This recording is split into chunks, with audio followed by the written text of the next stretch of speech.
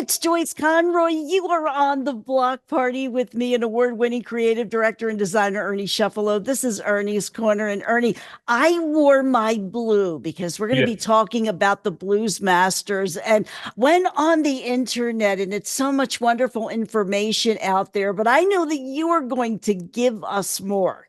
Well, I'm going to help you. I'm going to help connect the dots that you're laying out there.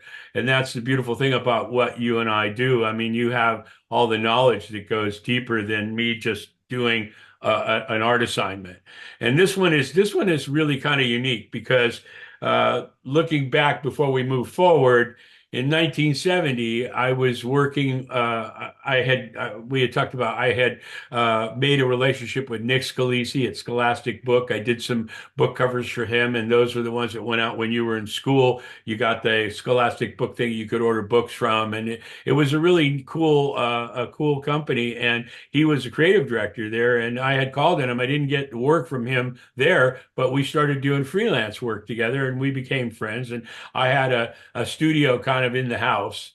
One of the rooms that Bonnie and I lived in Brooklyn, I had dedicated to like a design desk and stuff and a regular desk. And so he would come over and we would do stuff together. And it was really, and plus he and his wife would socialize with Bonnie and I. So it was, and we were new to New York. We didn't really know anybody. So we had made some initial relationships, and that was good. But, expanding out, and Nick was really good for that. He was a very social person and really loved working with me. So when we did that assignment, How Blue Can We Get?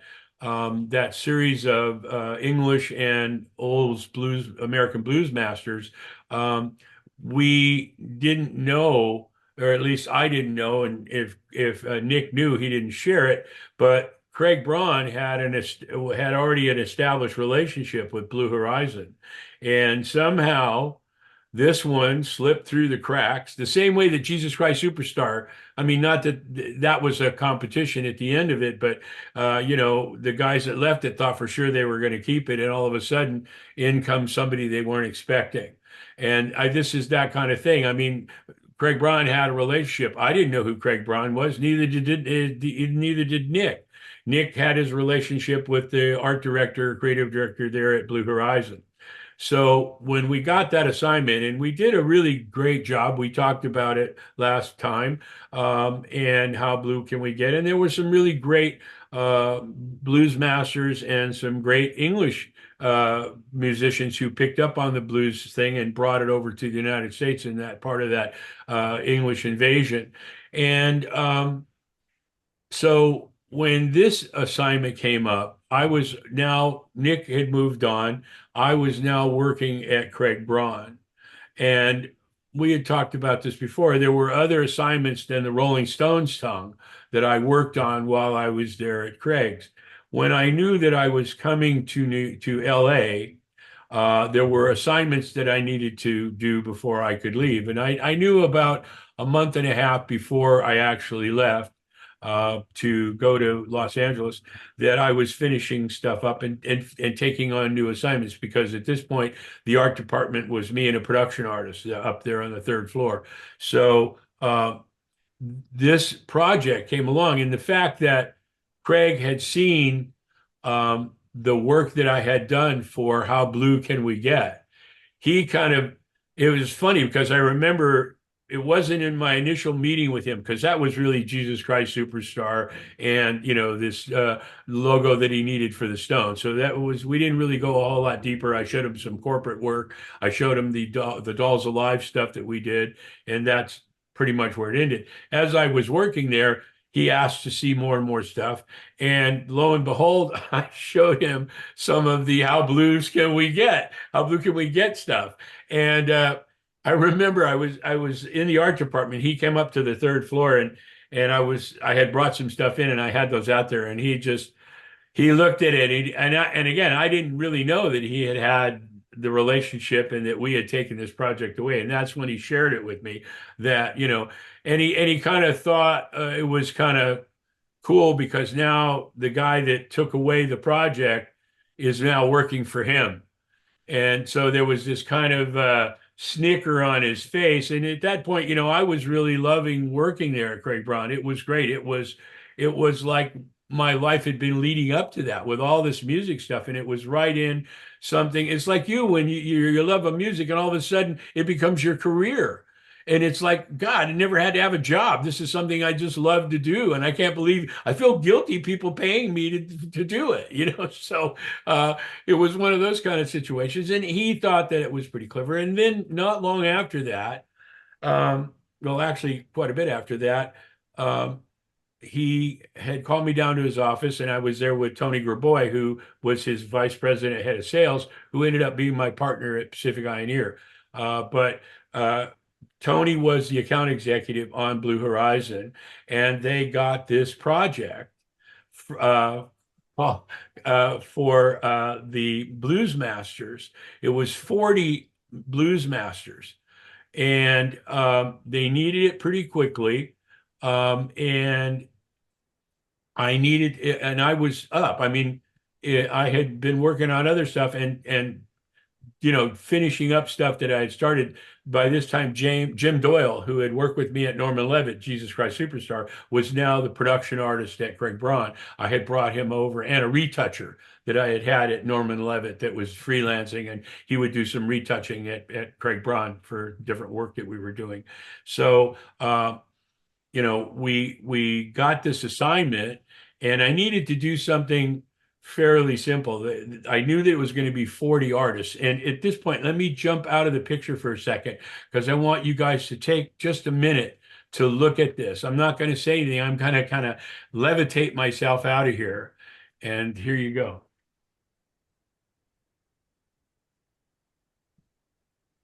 Come here. Wow, I am this is just really amazing. And I'm going to be silent too, because I would like for you to look at those artists and how influential that they are. I'm going to read some of the names. Now, I see Chicken Shack, because I know that Christine Perfect, who eventually became Christine McVie, she was Right. a part of that. Wow, Johnny Otis, Muddy Waters, and Albert King. Little Walter, so many. Yeah. Albert King. It keeps going on and on. And again, I liked the blues. I liked all kinds of music, but I never really got that involved till later on, after, like, in the 70s, and with that British invasion and music changing and the Beatles and stuff, and the Stones, and you really started doing a deeper dive on, not on the internet, because there was none, in the record stores. You'd go to the blues section, and you'd start seeing all these people whose names, a lot of them were on this series of albums that I had created. And it was amazing. I mean, I was really blown away.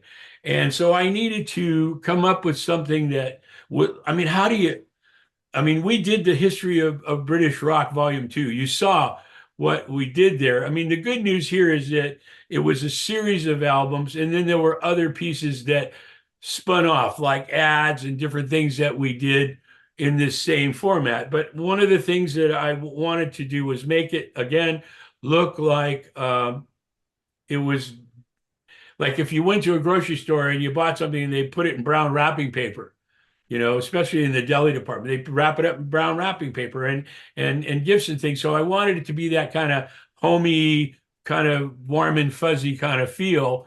So, what we see here, let me go this way, is some of the covers for these different artists. I came up with a format that was basically lettering. It was lettering that was set, and I did an outline around it for the different names. And I created this simple border, and all the photography that I got was black and white. So when you have black and white photography, you have a couple of choices. You can you can print it in black and white, or you can try and, make it a sepia tone where it's more brownish kind of thing than black. And I don't know, I didn't want to do the sepia thing because it was too old. Sepia was really big at the turn of the century. And by the 30s and 40s, black and white was really pretty cool. And there was some color in places, but not here. So again, I wanted to reflect that feeling So I decided to keep them in black and white, and I created this simple format with it, like a brown wrapping paper. And again, I apologize for the coloring on some of these things, but they're old, and I have a small sampling of the 40 different covers that we did. And it was so funny because Jim Doyle, and we're still friends. I mean, he and his wife come every year to visit us out here in the desert, and they're going to be coming in. And when he comes out, I'd love to do a show and have him on there with us Love to because, have them. yeah, he was there during Jesus Christ Superstar. He was there during the Rolling Stones. He worked in both places with me. And then we went in different directions. We kind of lost touch with each other. And then about 5 years ago on the internet, we reconnected. And so we've become great friends again. And I know he would love to, when we get on there, we'll talk about some of the stuff that we did at Norman Levitt and at Craig Braun, because he was there when I came to LA. He was still there in the art department. And then he decided to leave and go other places. And, you know, it was a great relationship, and like I said, I really loved working there, and I was very excited about coming to Los Angeles because a lot of promises had been made to both myself and the vice president, who I didn't really like very much, but we were, he took us both and put us in the same environment, and promises were made to both that weren't kept, and we just, we decided that enough is enough, and we needed to do business in a different way, and we were going to go our separate ways until one night we partied and realized that no matter where we went, we would always be working for the man, and sometimes that's good for us. It wasn't. We needed to work for ourselves. We had a real strong idea. I was 28, and he was 38, and the rest is history. I mean, Yeah, Pacific such a Islander. pivotal decision at a young age. Yeah. Oh, yeah. And it's so funny because he was very comfortable going back to New York. He was from New York. He never really spent any time in Los Angeles. And I love New York too. I wanted to stay. I didn't, they had to really convince me to come back out here. And then again, promises were made, and it sort of went away with work and other things. And we both bonded together. I mean, sometimes people that don't really like each other, if they're forced together to accomplish a goal, there's a camaraderie that you find in each one having what the other one doesn't have, the value that that person brings. And I know you've experienced the same thing in your career and what you've done. And it's very hard to find that right connection. And there was no way before I came to Los Angeles that you could have convinced me that he and I would become allies and start a company in less than 3 months. And it came true just like that. It was like Ringo Starr joining the Beatles, and all of a sudden, all is right with the world, and greatness comes from it. And I believe that myself and the team that quickly assembled around me, we created greatness. And the Blues Masters was a great project. It was really fun to do. Here's a few more of the 40. And I'll send you these images so you can see it, but you've seen some of the names. And it's really kind of gratifying to know that I did these, and I'm just as Yes. proud of these as I am of anything that I've done. And the team, again, it was Jim Doyle and I, and we crushed it. I mean, we crushed it. I mean, it was amazing time, and it was setting both of us in place to go our separate ways, but then come back together 50 years later.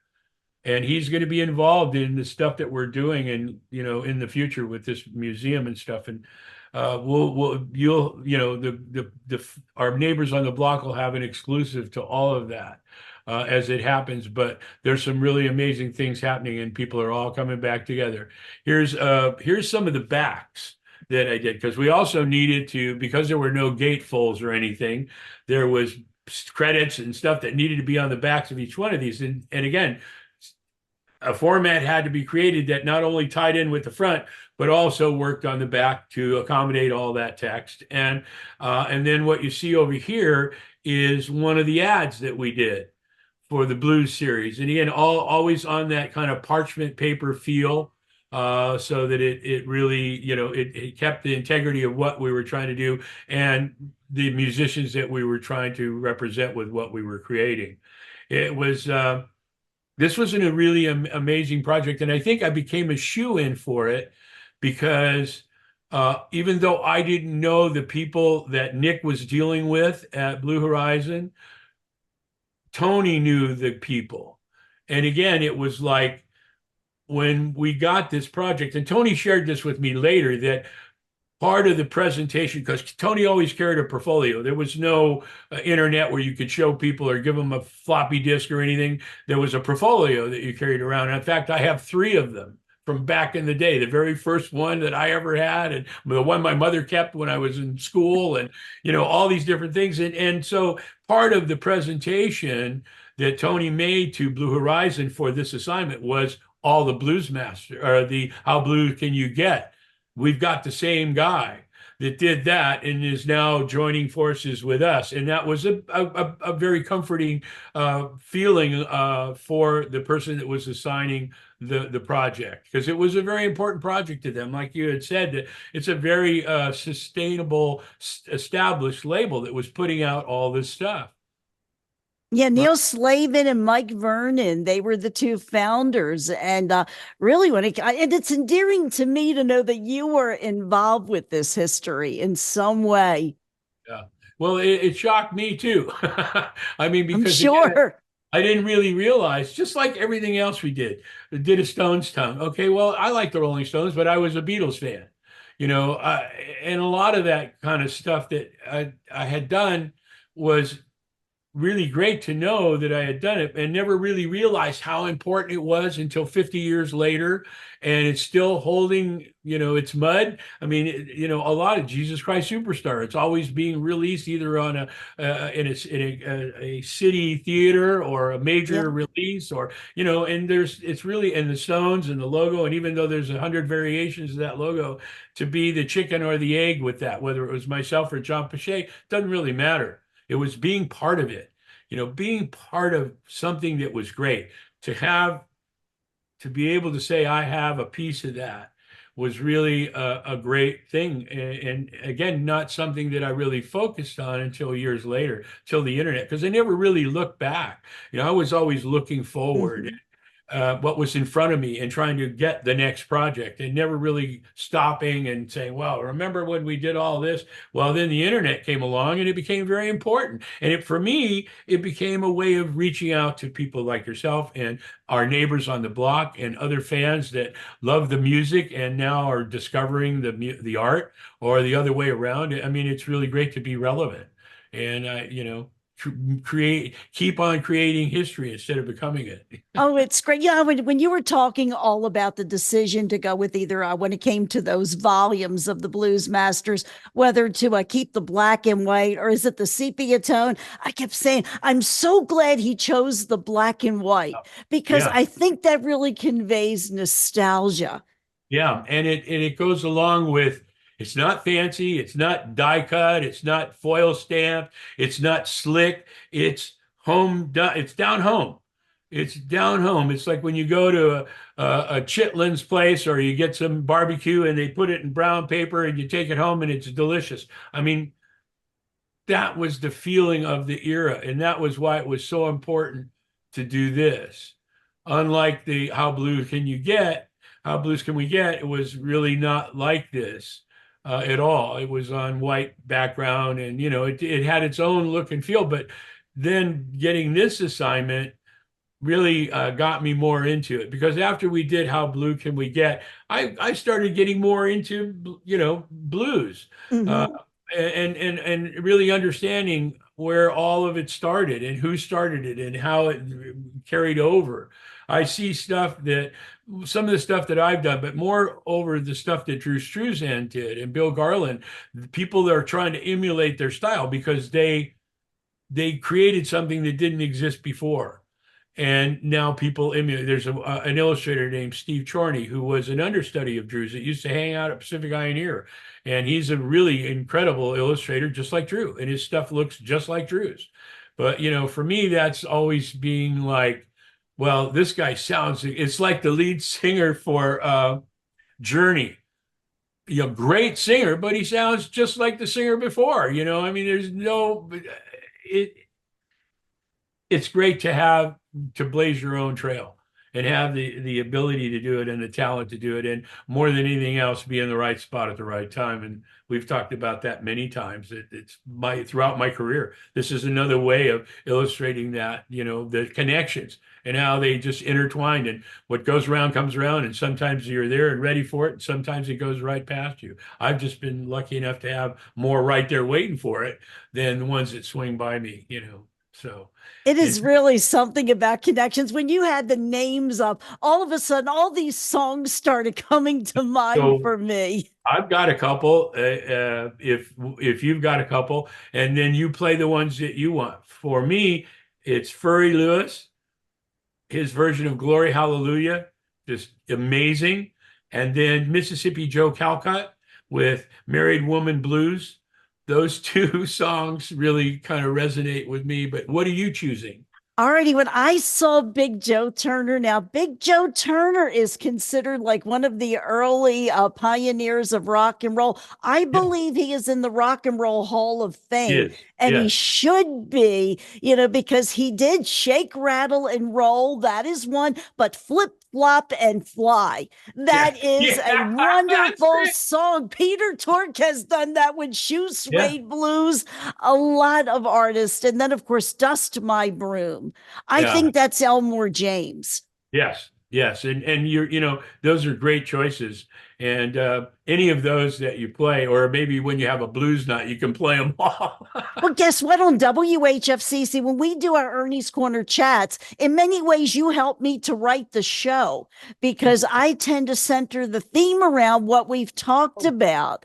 Because our great. neighbors are going to on the block are going to hear, especially on the third hour, a lot of great blues songs. I picked Oh, out the great. Paul Butterfield Blues Band, Sure. started looking at Christine Perfect, the Yeah. songs that Christine did on Blue Horizon. They Yeah. are available. And of Yeah. course, Peter Green's Fleetwood Mac. You always have to include them. Sure. Yeah, no, it's a great uh honor to be able to be with you and talk about these things. And again, I mean, they're 50 years old, and but they have such great memories, and they have meaning today. And that's one of the things that I've always tried to do with the work that I do.